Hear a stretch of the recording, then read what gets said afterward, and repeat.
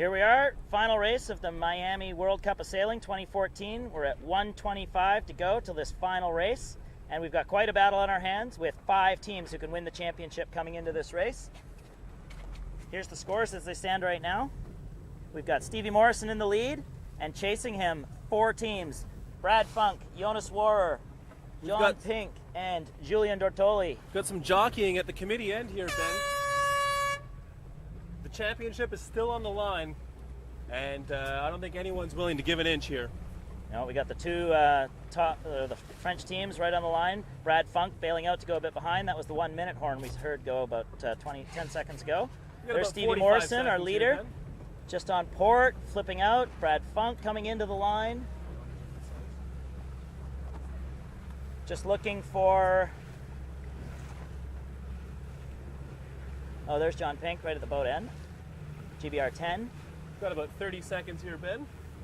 Stevie's on starboard this time. Looks like to me he's going out to the port end to do another port like he did last time. Stevie has a 3-point lead over Americans, Brad Funk and Trevor Bird. It's not a big lead, is it, when there's 10 boats and a quick race like this? So there's going to be lots of pressure on these guys. No, and any mistake can be punishing. Time, Trevor?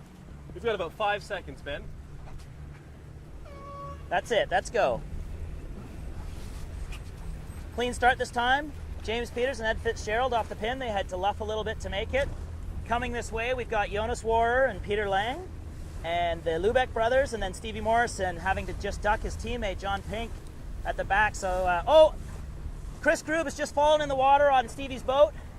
That might cost them the championship. That might cost them a championship right there. He's back on board, but they've had a terrible start. I think they'll still have clean air at least. Let's see if they can salvage anything. Remember, they have a 3-point lead over Bird and Funk. They were just doing a dip. Slow down, please, Trevor. They were doing a dip, and Chris fell out of his trapeze as he was trying to clip back in. Jonas Warrer in for the first tack. He'll be on starboard now, chasing the fleet across. Yeah, the left-hand pack looks a little bit better at this point, which is opposite from the last race. Yeah, it's been patchy, hasn't it? We saw James Peters navigate actually the middle of the course in the last race and do quite well. So we'll see. Jonas and Peter are full trapping here on the left, though. So they've got decent enough pressure. We'll see how it goes. Meanwhile, back in last are our 2 Brits, Stevie and Pinky. Pinky's not so far back. He'll get a lane here, and we'll see how he and New Cruz do. Bethel do. They're only 4 points back, I believe, at first, or 7. 7 points back. Right now, the story is Peters and Fitzgerald. They're launched on the left-hand side. They are looking good. So is Jonas Warrer. Now, if Warrer wins this race, beats all the rest, and puts a number of boats between him and Stevie, he'll have won this regatta. Don't discount the Americans, Ben. I sure won't. They're having the far end, and they're in a lift. They're looking very good right now. They're in a great position. The Japanese haven't done so well today, so I wonder if they're off the pace, since clearly Brad Funk isn't after the way he's sailing. So as this port tack they're all on, or this Jonas Warrer's on starboard as the Japanese and Brad Funk come toward him. That's the regatta right there. Also, Julien Dortoli, 7 points back, is France 8, and he's coming across the middle. Just can't quite see.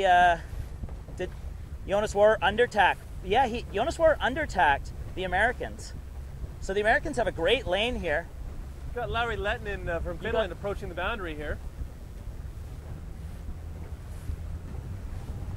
It's a nice tack from Lowry.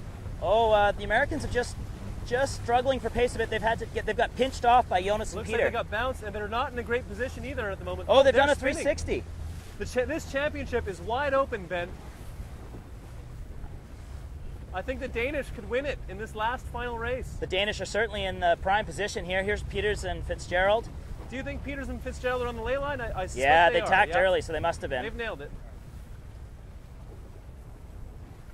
Comes the Japanese, and I'm sure Jonas will tack underneath them.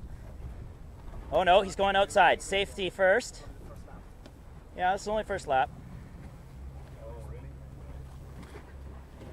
That was an interesting move. I think being conservative right now is key for Jonas. Yeah, he certainly could have been winning a championship, doesn't he, Ben? He could have been more aggressive there, but this is the safe move. You can see Peters and Fitzgerald are having to pinch. Actually, everyone's having to pinch to make this mark.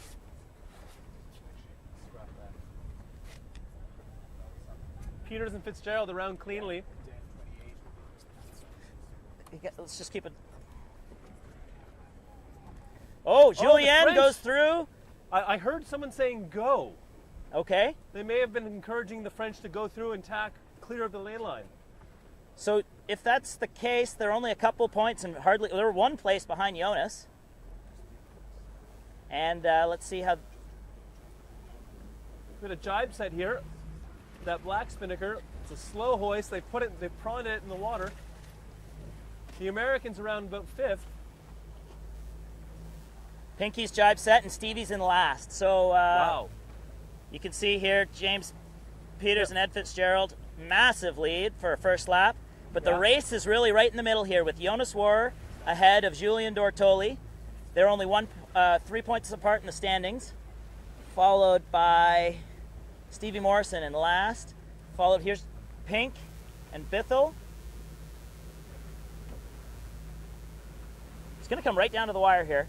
This championship is wide open at the moment, Ben.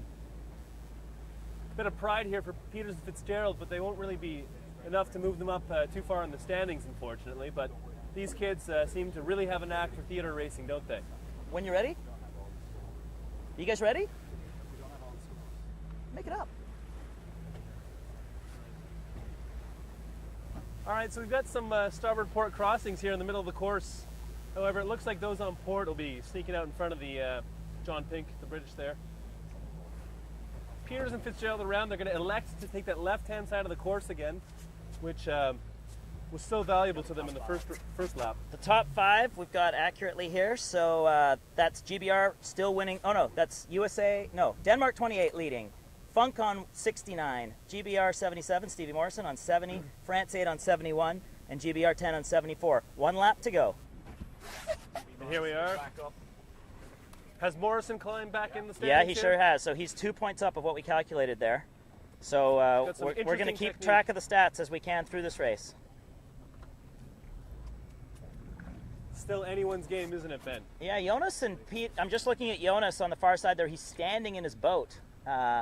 Didn't look all that comfortable. I think it got very light right where he is. We saw Stevie Morrison jibe in approximately that spot. He also had to do some light air technique. Yeah, Jonas is back on the wire now, but for a while there he was going really slowly and light. Crews have to be on their toes at all times here. Stevie Morrison going for the jibe drop. So he's back in the lead, we think now, eh? Or it's tied or so. Very close. Julien Dortoli and Noé Delpeche coming in for their tack at the boundary here. Looks like they've gone a little bit early. Early tack. Simultaneous tack with the Finns. Just keeping their air clear. Finish and there's Brad Funk on the far side. So Jonas has probably got a couple boats in between. He needs to really try and pass these Japanese. We saw him be conservative on that first ley line, and he hasn't found a route past them yet. Since then, the Japanese have extended a bit. They're looking nicely right now. And I think still in our having lead. a clean game is very important here, Ben. A week's regatta comes down into one race. By my eye, Julien is ahead of his countryman, France 14, so that would put him immediately behind Jonas Warrer in the championship race. Yeah, light back here for Stevie. Yeah, there's a light patch in the middle of that course, isn't there? And meanwhile, we've got John Pink also having a bad timing for a good first race, or for a bad race. Yeah. And meanwhile, Peters and Fitzgerald are just extending.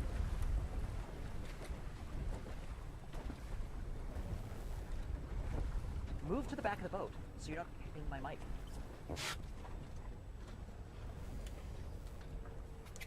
Peters and Fitzgerald about to hit the ley line here, Ben. Again, a conservative. They've, by my reckoning, they've overtaxed that ley line a little. Plenty of space, though. Plenty of space. I don't think they're worried at all. They're probably laughing right now. No. And then Jonas has got a pretty solid Here's Stevie position. and Ben at the boundary right here, Ben, right in front of us. Coming into attack. We can see a wet Chris Are group they there. still in championship form with the yellow bibs? Sometimes those yellow bibs can be a curse.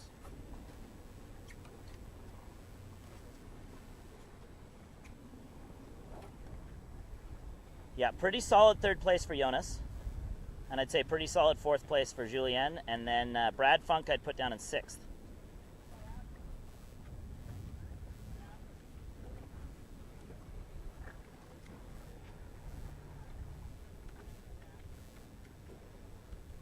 So that puts Jonas in 1st with 67 points. And 2nd place, Brad Funk on 69. 3rd place, Stevie Morrison on 70. And 4th place, Julien Dortoli on 71. Let's see if we can get any passes. That man overboard definitely cost him, didn't it? Now, Stevie's doesn't have 10, though. Stevie's ahead of 10. Maybe not, actually. No, you're right. Stevie's in 10th. Okay. So what do we need to see happen here for any changes in that standings? Can anyone take on Jonas? We'd need Stevie to only pass 2 boats here on the final downwind. That's not outside the realm of possibility, Ben. Of course, Jonas could pass the Japanese on the far side, but this is a tall order. Reminiscent of the medal race in Weymouth in London 2012 Olympics. The battle for bronze place, yeah. That's right. Stevie going for the jibe set. I think he knows it's all on here. Actually, I do see a puff on this side as well. He's in some pressure there, I think. Yeah. So Stevie's looking to pass 2 or 3 boats on a last downwind to try and win this championship. Meanwhile, Brad Funk can also move up a little bit and help his cause for a medal. I think he's in silver position at the moment. Is that correct? Yeah, he's in silver position right now. So let's go up and we'll try and see what happens with Jonas as he crosses the line, and I'll watch as everyone piles through. It looks to me like Jonas is pushing hard on the Japanese. Yeah, he's not going to get them though, is he? He's not going to make it, is he? For the lead, 2nd straight win in a row. James Peters, Ed Fitzgerald. 2nd place will be the Japanese. 3rd place will be Jonas. 4th place will be Dortoli. 5th place will be Mathieu Frey and Jan Rochereau. And 6th will be Funk. Just keeping progress on Stevie here. He jibe set. He may pick up Pinky, but that's it. He took a risk. It was a big gamble. Well, it was really that error off the start line with the crew falling in the water that set him up for a poor race, and he hasn't been able to battle back in this tight top level fleet. You never would have thought you'd seen that. Yeah, so those places have finished as we expected. Rochereau through in 5th, Funk through in 6th.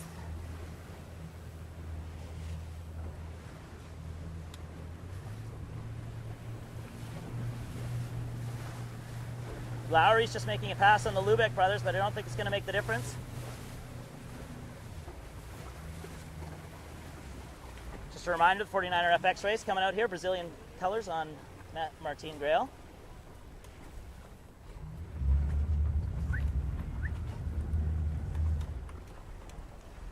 Critical positioning here as Pink makes it through the finish line in 9th. And yeah, that's Stevie through in 10th. Wow. So, to my eyes, that's the win for the Danes. Let's get the scoreboard. Show it. Here's the scoreboard. We have the Danes with the win, followed by 2nd place, Brad Funk, silver medal, followed by 3rd place, Stevie Morrison. And the Danes take it. And they've got some supporters on the coach boat. And they've got their teammates cheering them FX on. Supporters as well. Go boys! Guys!